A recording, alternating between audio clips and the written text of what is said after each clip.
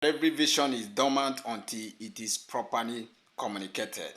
Today, we are going to be dwelling on how we can communicate our vision and the reasons why it is necessary we communicate our visions. Yeah, my name is Michael Ogbonna, just like I said previously, and I am the CEO of Vastlink Africa. Yeah, the last video we started discussing about vision. We discussed what vision is all about. We've also discussed the importance of visions and the essence of vision. And today we are really going to be dwelling on reasons why it is proper that you communicate your vision in the right manner. So I said initially that every vision is dormant until it is communicated, until that vision is communicated. The communication part of it is that until you are able to transfer this vision, this a great idea that you have, until you are able to transfer it into people, that people are able to hear you speak about it, to come into that level of conviction where they can run with you, where they can buy the vision, where they can accept the vision, because it takes them accepting the vision in their heart based on what you are able to tell them concerning the vision. If they are able to accept it, if they are able, first of all, to understand it, accept it, you will know that they can go all the ways to make sure that that vision come alive. So we are going to be talking about the different reasons why it is proper that you communicate the vision and how you can actually communicate this vision. So remember, I said that every vision is dormant. It means that if you don't do anything about communicating the vision, reminding people or telling people or being able to lecture people enough about that great idea you have in mind, about that great future, about that great solution that you want to bring to an area of life. It could be maybe in area of finance, it could be in an area in your organization, it could be an area in your business. It can also be something, one or two things you have seen around your community, around the people around you, maybe the kind of issues or challenges they are passing through, or how they can enhance, enhance their way of living and all the rest of them. So I say that until you are able to really articulate this vision right, there is nothing anybody can do about it. It can just be a wish. I mean, it will just be a wish. If you are not able to properly communicate the vision in a way that they can digest it and it can form in them, it can form something. Forming means that the level of understanding that they gain from it will now bring them into another level where they can find participation in it. So to do this, you must be able to remember certain things. There are some things that are very key about this, and that is just like I said that people will find it difficult to embrace what you are bringing to the table if you are not able to communicate it. Anyway, I'm not really going to dwell so much in this particular video on how to communicate the vision, but I'm going to dwell most on the reasons why you need to communicate the vision. And the first reason is that people will find it difficult to take action or to take the proper action if you don't communicate the vision or if you don't communicate it right. So the vision must need to be well communicated for action. That is the number one thing you must understand. The number one reason why you need to communicate the vision, that the vision must need to convince them enough so that they can take action. And the second reason why you need to communicate this vision is that people need proper and in-depth understanding.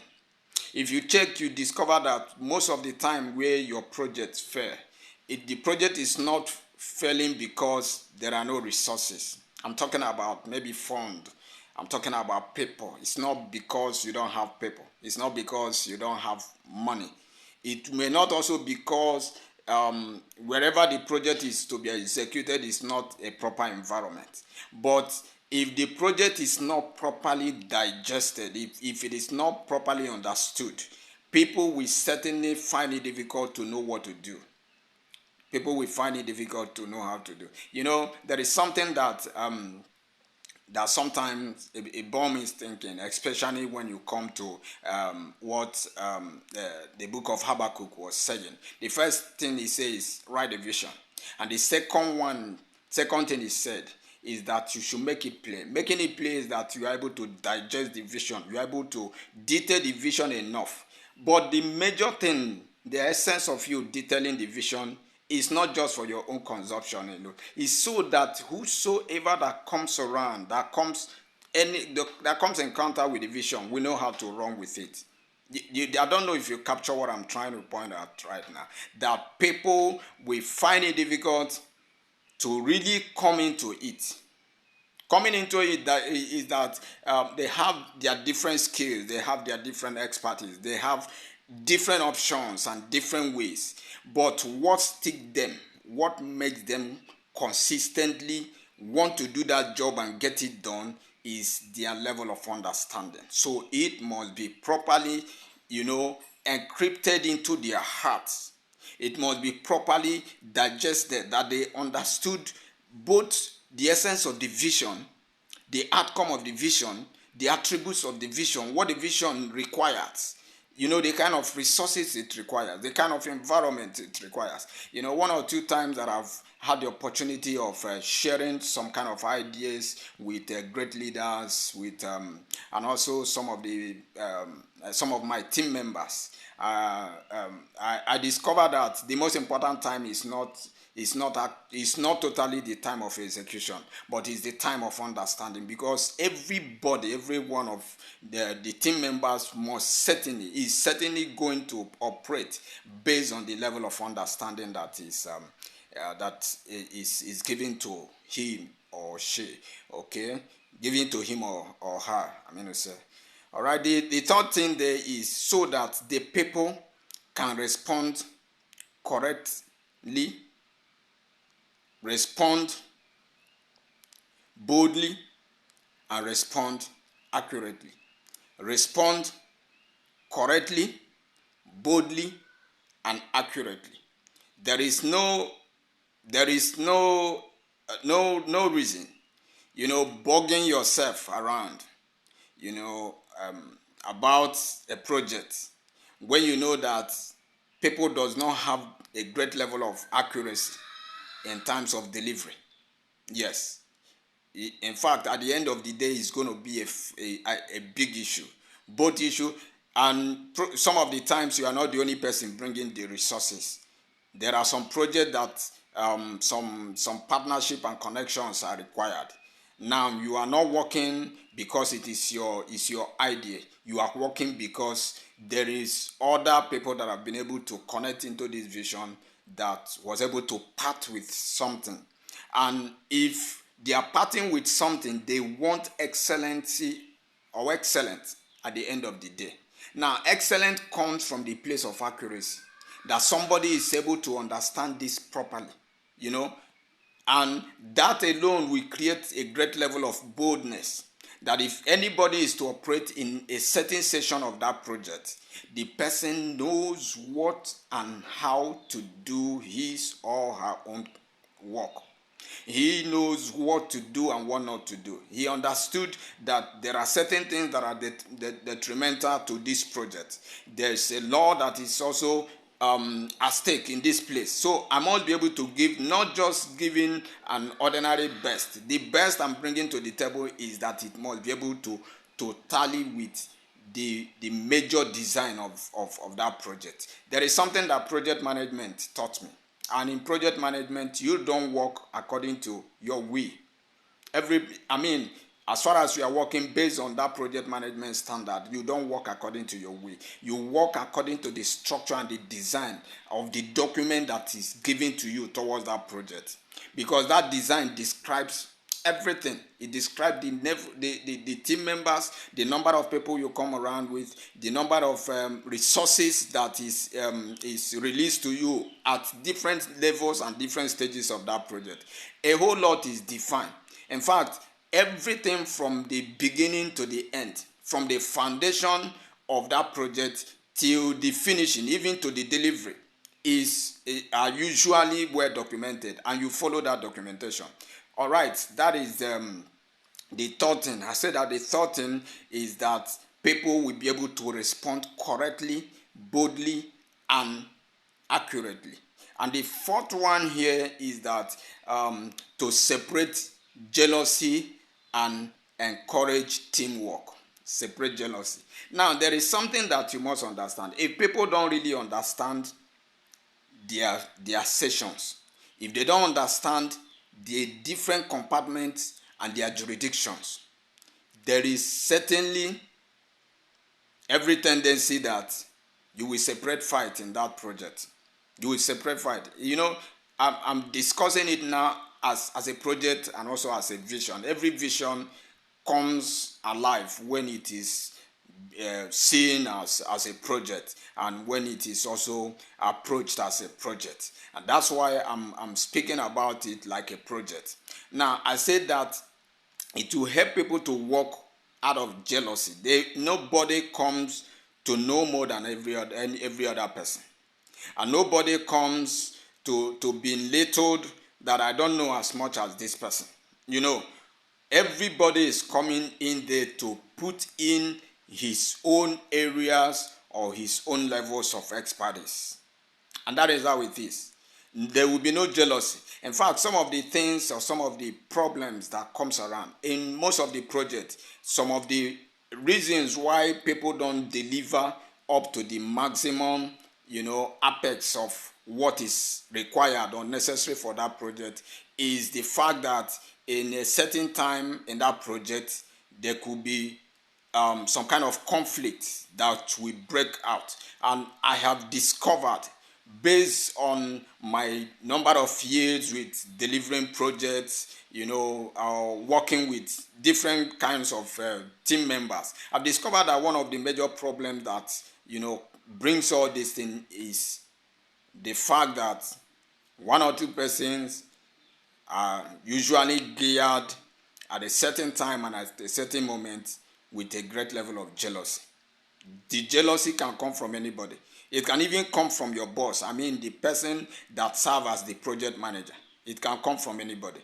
But the truth of the matter is that by the time you are able to separate the pros and the cons, you are able to make everybody understand his or her own jurisdiction of the project, of the different compartments of the project. It will help everybody to work according to his own session and according to his own expertise. Because every session of the project, have the different funding that comes around, have the different expertise that comes around, have the different, the different outlook or the different things that, the different maturity for the project.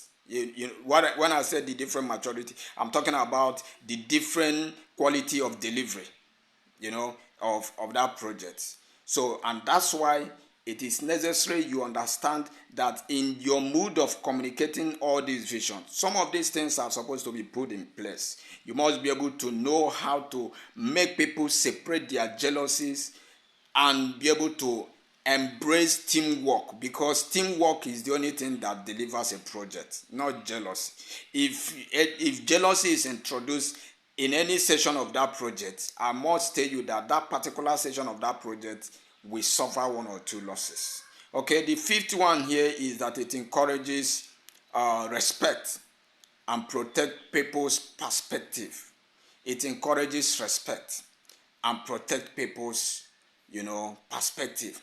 Now, the respect that is commanding there is the fact that, in initiation, there's something that we call integration, and those integration managers know how to really combine the different stripes of that project. Now, it makes you value the session that you are. And remember, whatever you value, you protect. And that is the truth about it. Whatever you value, you respect. And whatever you respect, you protect. And one of the things that happens when you are communicating the vision and everybody is understanding the vision in a greater dimension is that it will make everybody that comes around to know that it is a privilege. It's just like grace. Grace is a privilege that is given to you to walk by and be able to, bring down the great, the dimensions of God that you're able to come in. And that's why vision is relevant. Vision is you being able to see through God to an aspect of life. In God can give you a vision, but everybody that is also going to come to work with that vision, we also have to see something. There must be an area of seeing, and that seeing will now create the respect that is required. Respect is not just respect to the people alone, but also respect for the job and respect for the vision. Because whosoever that respect the vision enough will do everything possible to protect both the people and the vision itself, protect the project. And that's why it is necessary that in the place of you communicating the vision, you are able to communicate it in a great level where people understand it enough that they can do everything to protect the project, protect people's perspective. A lot of managers or a lot of people are so bossy. In fact, they find it difficult to understand that, God gave everybody mind and everybody can operate in a very wide dimension of godliness. It is possible that what you are not seeing as a manager, your subordinate is seeing it.